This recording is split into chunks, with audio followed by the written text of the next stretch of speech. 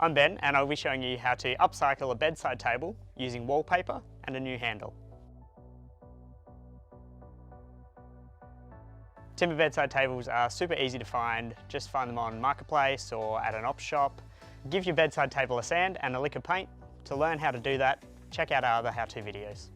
I've painted this one white, and then I'll be adding some wallpaper to the front and some new handles to give it a completely brand new look. So for this project, you will need a drill and drill bit, a Stanley knife and gloves, a tape measure and pencil, a handle kit and screwdriver, a float and wallpaper, wood glue and tray and roller. The first thing you need to do is take the drawer out and remove the old handle. The wallpaper is going to go on the front of the drawer from here to here and from here to here. I'll take my roll of wallpaper and cut off enough to cover this entire area. Pour your wood glue into the paint tray and then roll it onto the face of the drawer. Just be careful to only get the glue where you want the paper to stick. Now stick your wallpaper down. Make sure it's straight before you stick it on. Use your float to smooth it out.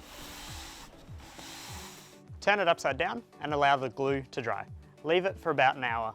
Grab your gloves and Stanley knife and cut the excess wallpaper off. The wallpaper looks great. Now all I need to do is attach the new handle. Use the tape measure to find the center of the drawer so you know where to put the handle. Find the center of your handle and position it over your mark. Mark where your screws will go. I've marked where I'll screw the handles in. Now I'm going to drill all the way through the face of the drawer.